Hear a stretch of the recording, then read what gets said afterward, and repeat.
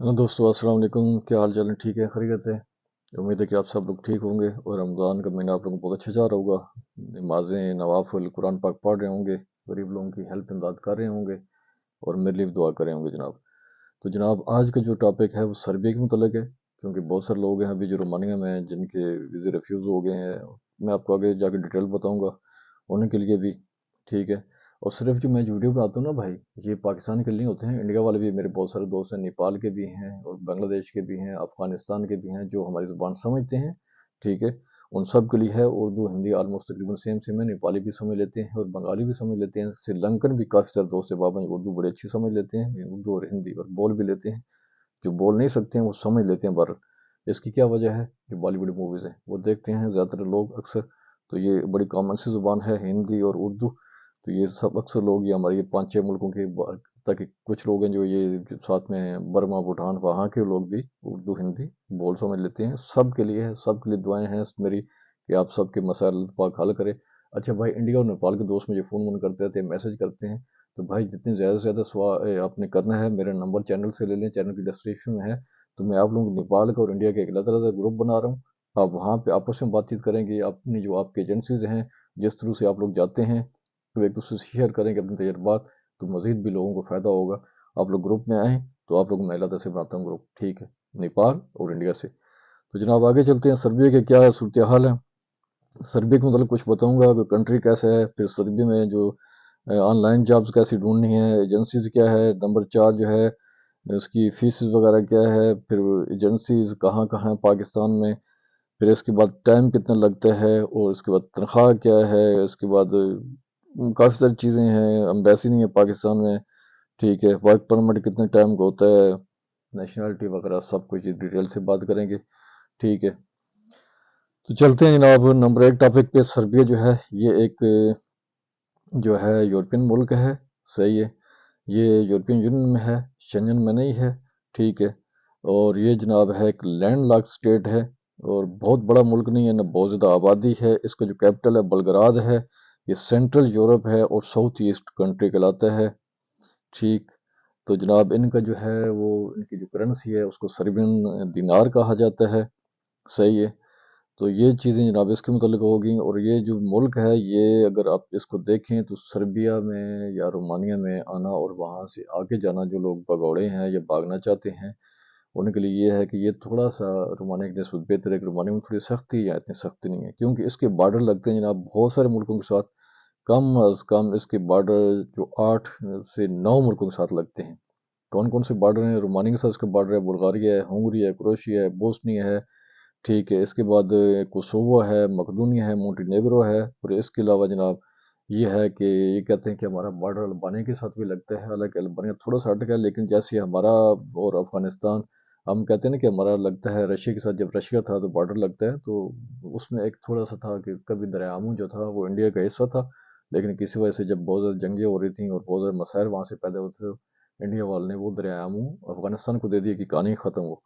अगर वो उनको नहीं दिया होता तो हमारा पाकिस्तान से बॉर्डर अब सीधा सीधा ताजिकिस्तान या कौन सा कंट्री लगता है, किर्गिस्तान, उसका डायरेक्ट हो जाता। तो अगर वो अभी तो हुआ है, वो कंट्री पे अलग हो गए, जब ये रशिया एक था, सोवियत यूनियन था, तो उस टाइम ये उसी के सिम था और वहाँ से वो ईजी था। तो ऐसे ही इनके मुल्क भी ये यही कहते हैं कि हमारा जो अल्बानिया के साथ भी कहते हैं, क्लेम करते हैं। ठीक है। तो अगर आपने जो है रोमानिया से जाना है, जो क्या कहते हैं वो, इटली जाना है या सर्बिया से जाना है, तो तकरीबन ऑलमोस्ट सेम है। रोमानिया से भी आपने हंगरी क्रॉस करना है, फिर आगे स्लोवेनिया, फिर इटली है, तो इधर से भी तकरीबन ये है। लेकिन यहाँ से जो है हंगरी और स्लोवेनिया बनस्बत रोमानिया के थोड़ा ईजी है, क्योंकि बॉर्डर पे इतनी सख्त नहीं है। ये मैं उन लोगों को बता रहा हूँ जो इंडियन पाकिस्तानी है। इंडियन वहाँ काफ़ी हैं, पाकिस्तानी कम है। इंडियन वहाँ काफ़ी है, लेकिन आते और जाते रहते हैं। दूसरे ममालिक के भी काफ़ी सारे लोग हैं वहाँ, मुसलमान भी हैं। ठीक है, तकरीबन 3-4% मुसलमान भी हैं, लेकिन अक्सरियत वही क्रिश्चियन की है। ठीक है। तो जनाब ये जो है यहाँ से बनस्बत आगे जाना, क्योंकि आप लोगों ने जाना है शेंजन ही होता है। सही है। तो यहाँ से जो भागने वाले लोग हैं, चाहे इंडिया है, पाकिस्तान है, नेपाल है, श्रीलंका है, बंगाली है। बंगाली तो कम आते हैं, या इंडिया और पाकिस्तान के ज़्यादातर आते हैं। यहाँ से आगे श्रीलंका वाले भी आगे जाते हैं।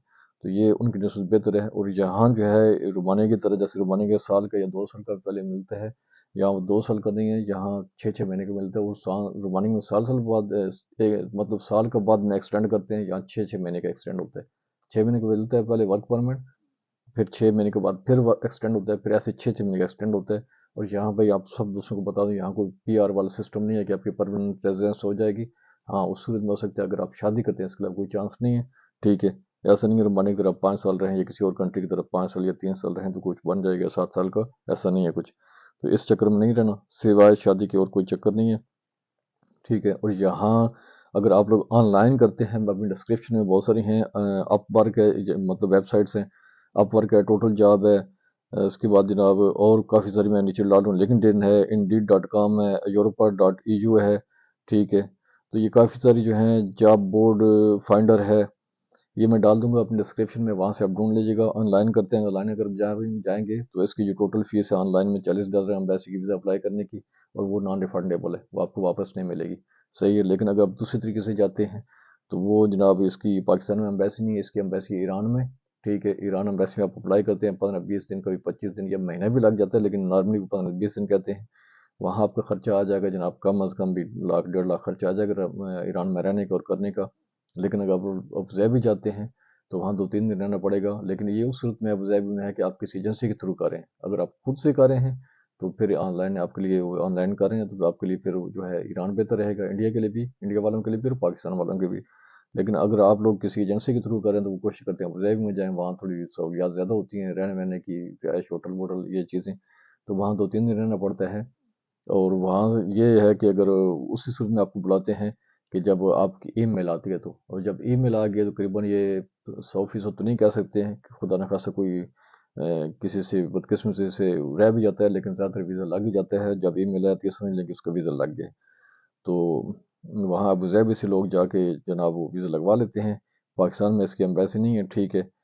तो आगे जनाब यह है कि एजेंसीज पाकिस्तान में इसकी, भाई एक तो मैं आपको पहले ही बता चुका हूँ कि CRG वाले करते हैं उन लोगों का जिनका रुमाने की वजह से रह जाता है, यानी कि 2 मरतबा या से ज़्यादा रुमाने का रह गया, अब उनके आगे चांस नहीं है, क्योंकि वो पैसे कटौती नहीं करते हैं जो दूसरी एजेंसियाँ कटौती करती हैं। वो बंदा एक बार ही 2.5 लाख 2 लाख ज़ाया करवा के हिम्मत नहीं होती कि फिर आगे ट्राई करे, तो चूँकि CRG वाले नहीं करते हैं।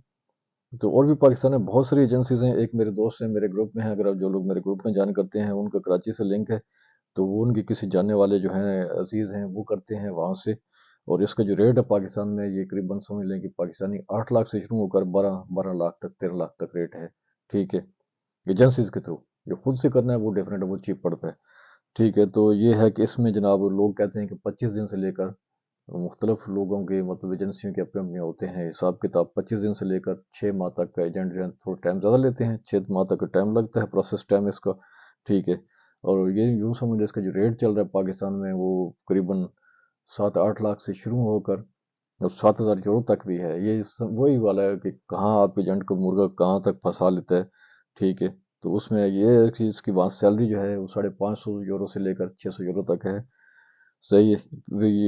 ये है कि जो एजेंसियाँ आपको जॉब देंगी वो एकोमोडेशन भी देंगी, मेडिकल भी, और वो जो है ट्रांसपोर्ट भी देंगी, यही सहूलतें रोमानिया वाली सही सेम सहूलियात है।